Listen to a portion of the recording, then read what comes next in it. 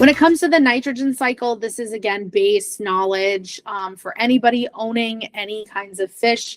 So if you already have a fish tank, odds are you probably already know about all of this stuff. The nitrogen cycle usually starts with ammonia. That's when fish are releasing poopy into the water, or there's any kinds of dead tissue or uneaten food. This can cause ammonia to build up, which is really toxic for fish. It can actually burn their gills. It can cause a lethal reaction to your fish. And so what we do to prevent ammonia from causing problems is we actually add in beneficial bacteria via biological filtration. And then the beneficial bacteria is consuming the ammonia, producing nitrites.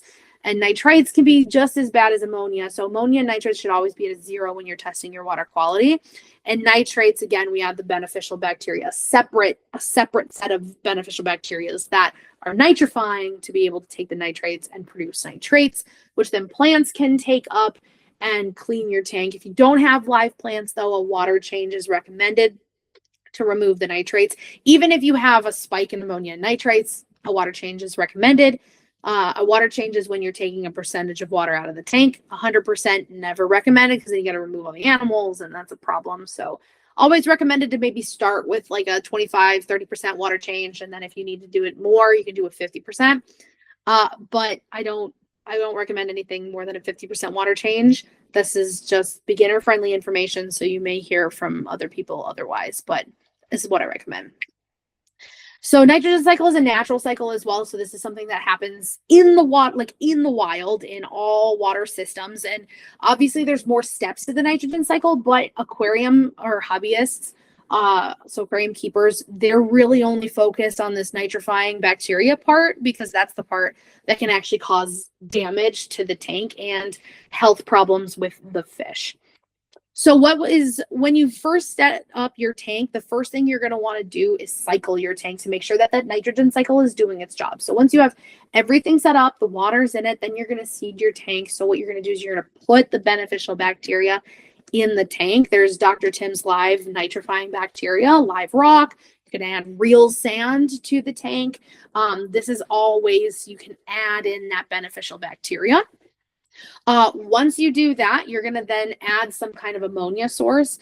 Now, strictly speaking, from an animal welfare standard, the way that a lot of people do this is with fish. So they'll add a fish in, and that will spike the tank to become, to have ammonia. They'll spike, so the fish will poop and it will spike the ammonia, but then you have a fish in there with high ammonia.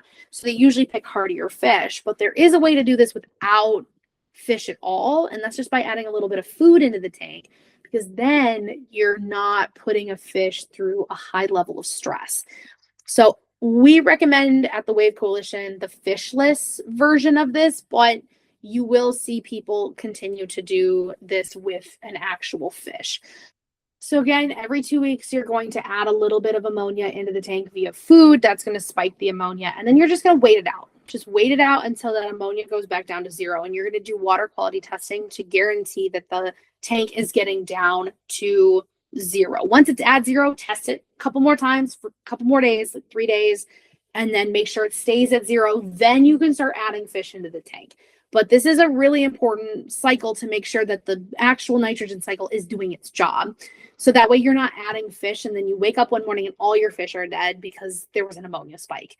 This is why we wait it out, to make sure that it's working. And it can be a while. Once you set that tank up, it could take 2 weeks. It could take a month. It's really just dependent on the size of the tank and the type of tank. So freshwater versus saltwater and all of the different features of your filtration. So it's very important, and it sucks having to wait that long before you can get fish, but it just makes it so much better when you can put fish in there. So just keep this in mind as you're setting up your tank.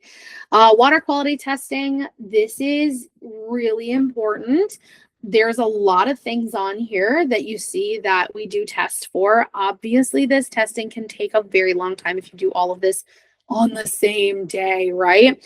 So some of this stuff you could do once a month. Like I wouldn't really test copper in my tank every single week. Ammonia, nitrates, the bare minimum, and the pH. maybe the alkalinity in a coral tank or calcium in a coral tank weekly. Some of this, though, is based on the pattern of your tank. So if you see that the pH is the same, you might be able to skip a week. But if you see like your pH is rapidly changing, you might need to test that more than once a week. So it's really just finding the patterns of your tank and then doing your water quality testing based on those patterns. But again, weekly is recommended just to start out.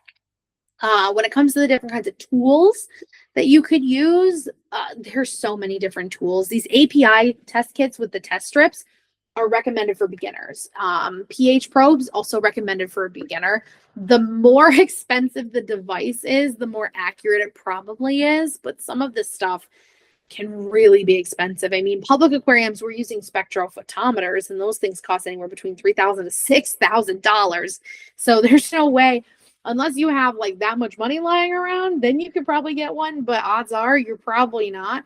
So recommend is just to start with these test strips, and then you can start building your experience with different tools as you yourself get more experience in the field. But these freshwater master test kit that you see on the screen here, this is a great option. And I know people are going to tell you otherwise, but it works just as well as anything else on this sheet here. The frequency, again, weekly is recommended. During the cycling of the tank, you're going to want to test it every single day or at least every other day. And then again, waiting the 3 extra days when the ammonia is at 0 before putting your fish in, just to guarantee that everything's fine. But again, frequency is going to differ. And then so are the parameters. The parameters of your water quality is going to change from one resource to another. And this is why knowing the patterns are important, because if you have a freshwater tank and it's substantially almost always at a pH of 7.0 to 7.2, as soon as it bumps to 7.5, that might be cause for concern, even though 7.5 by some resources will tell you that's still healthy, right?